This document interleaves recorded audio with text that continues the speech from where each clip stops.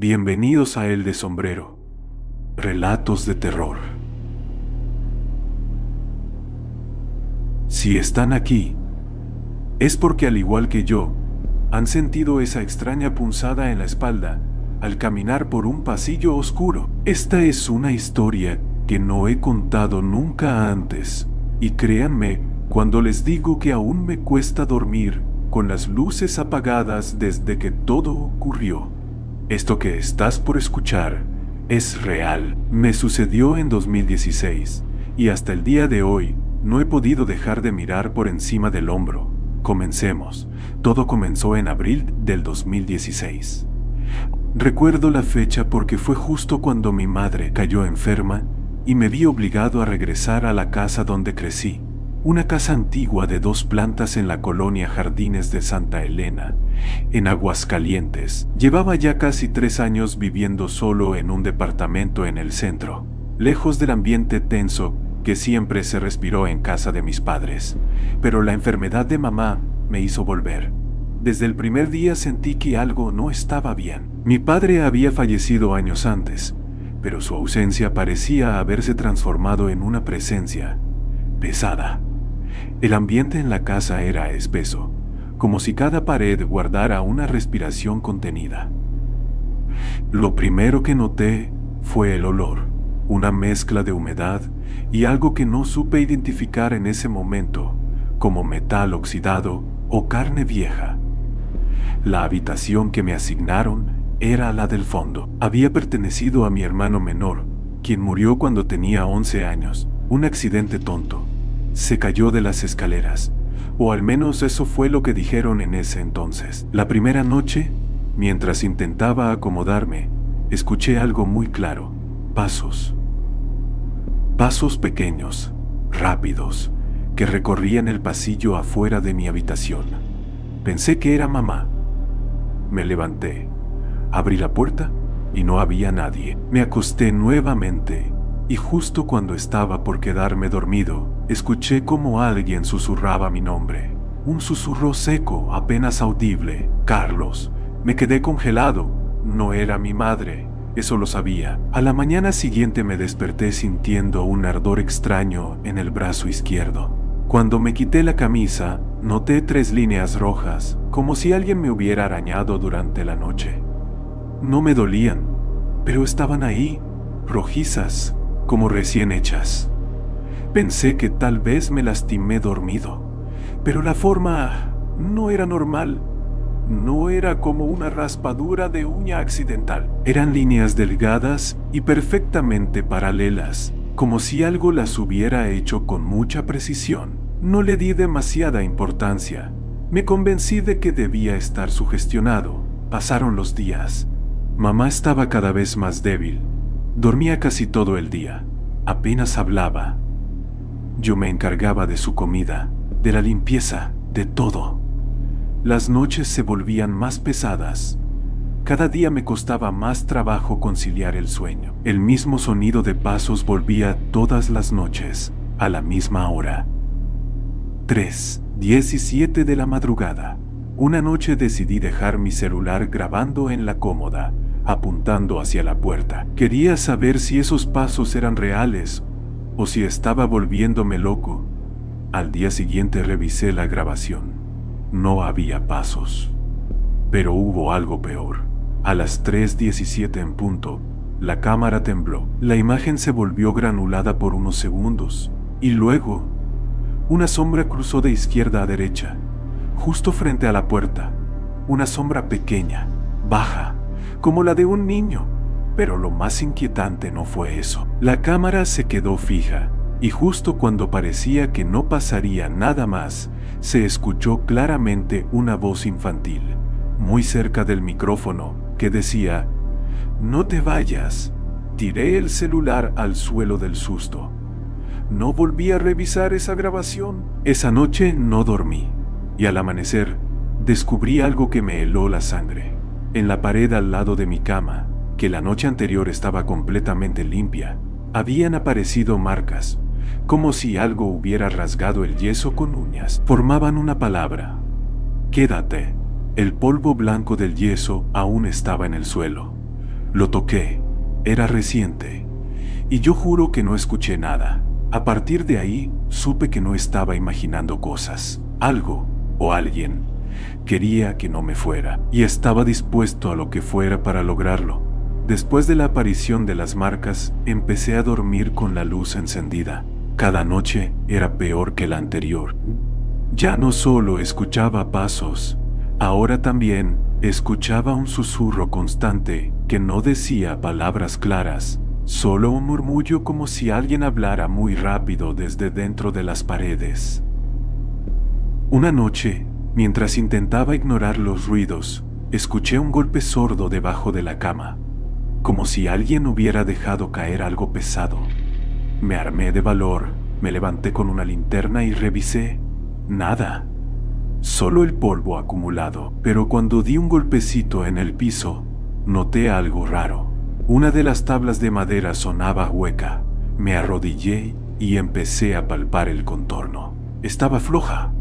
Con esfuerzo, logré sacarla. Debajo del piso, envuelta en una tela negra polvorienta, había una pequeña caja de madera, cerrada con un cordón rojo. La saqué con cuidado, y apenas la toqué, sentí un escalofrío que me recorrió el cuerpo entero. Era como si algo dentro de la caja estuviera vivo o consciente de mi presencia. La llevé al escritorio, la coloqué sobre una toalla y me quedé viéndola durante varios minutos. No sabía si abrirla o no. Mi corazón latía con fuerza y una parte de mí me rogaba que no lo hiciera. Pero la otra, más fuerte, necesitaba saber. Corté el cordón y abrí la tapa.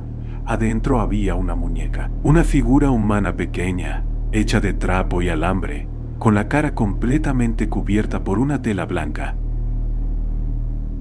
Lo perturbador era que en el pecho de la muñeca había clavado un alfiler oxidado y junto a ella un mechón de cabello. Era mi cabello. Lo reconocí por el color y por el hecho de que yo mismo me había cortado el pelo 2 días antes, en el baño. No sabía qué hacer. Cerré la caja de golpe y la volví a esconder. Pero esa noche, todo empeoró. A las 3:17, la lámpara comenzó a parpadear. La puerta se abrió sola lentamente. Me quedé paralizado en la cama. Sentí como el colchón se hundía a mis pies, como si alguien se sentara. Y luego, en el silencio total, escuché la voz otra vez. ¿Me extrañaste? Salté de la cama y corrí a la habitación de mi madre.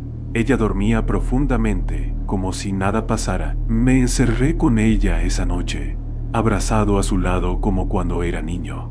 Al día siguiente, decidí quemar la caja.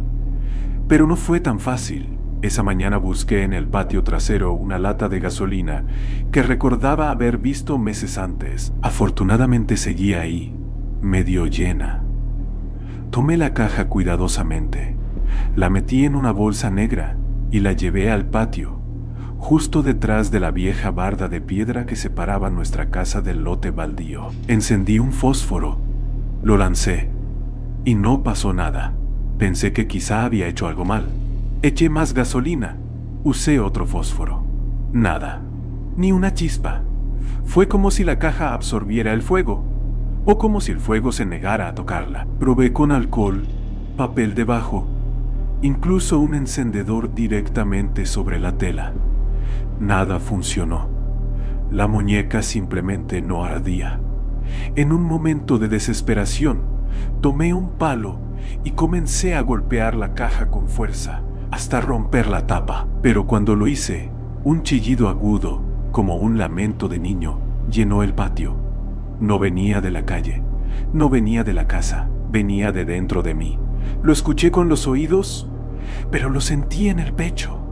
Corrí hacia adentro, temblando. Dejé la caja ahí, abierta, con la muñeca de cara al cielo. Me encerré en el baño y vomité. Era como si algo oscuro se hubiera liberado y ahora flotara libre por la casa.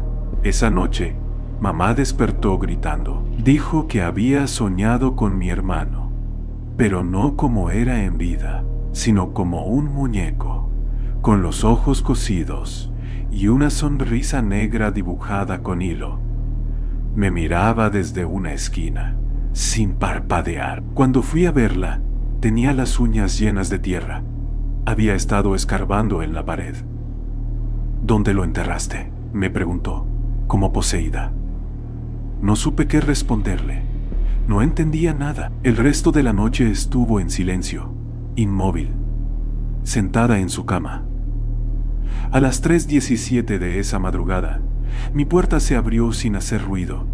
No vi nada al principio, solo oscuridad. Pero entonces escuché pasos dentro de mi cuarto. Me tapé con la cobija como un niño. Y entonces sentí algo jalarla hacia abajo con fuerza. No fue una corriente de aire, fue una mano pequeña. Grité con todas mis fuerzas. Mamá no respondió, nadie lo hizo. Y ahí supe que la cosa que estaba en mi casa ya no era un recuerdo, ni un espíritu. Era algo que estaba tomando fuerza, alimentándose del miedo y de mí. Después de esa noche ya no volví a dormir en esa habitación. Ni siquiera podía acercarme sin sentir náuseas o escuchar susurros desde la oscuridad. Me mudé al cuarto de visitas, pero no sirvió de nada. La cosa esa ya no estaba atada a un cuarto. Estaba atada a mí. A los pocos días, mamá fue internada. Su estado empeoró súbitamente y comenzó a delirar. Repetía una sola frase, una y otra vez. Él no se fue. Nunca se fue. La casa quedó en silencio. Silencio espeso, antinatural. Empecé a tener sueños con mi hermano, no como lo recordaba, sino como la figura de la muñeca, deformado, con costuras en la cara, caminando con movimientos torpes. En los sueños me hablaba, pero sus palabras no tenían sonido. Solo movía los labios, pero yo entendía lo que decía. Tú debiste caer por esas escaleras, no yo. Un día regresé del hospital y encontré la caja nuevamente en mi cuarto. Estaba completamente restaurada, como si nunca la hubiera golpeado, como si me esperara. En un intento desesperado, la llevé al templo más cercano y pedí hablar con un sacerdote. Apenas vio lo que contenía, su rostro cambió. Me dijo que eso no era algo que pudiera tratar la iglesia, que debía enterrarlo lejos, en un sitio que no recordara, y jamás mirar atrás. Lo hice. Manejé más de 2 horas hasta una zona rural. Me metí en un campo abandonado y cavé con mis manos. Enterré la caja, la muñeca y todo lo que tenía adentro. Recé, lloré, grité. Y luego volví a casa. Y por un tiempo todo pareció calmarse, pero no desapareció.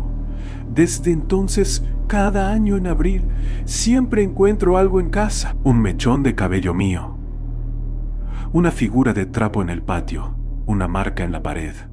Este año fue distinto. Este año alguien tocó la puerta de mi cuarto a las 3:17. Fui a abrir y no había nadie, solo un papel doblado en el suelo. Decía, gracias por volver. Hoy, mientras te cuento esto, el reloj marca las 3. Faltan 7 minutos. No sé si esto será lo último que escriba, pero si escuchas pasos cuando termines este relato, no te levantes, no mires, solo quédate muy quieto. Y si decides quedarte por aquí, ya sabes dónde encontrarme cada vez que necesites una historia que te haga mirar 2 veces a la oscuridad. Nos vemos del otro lado. Gracias por llegar hasta aquí. Si te gustó este relato, tal vez quieras quedarte un poco más. Aquí siempre hay una silla vacía, una historia que espera y un visitante que nunca se fue.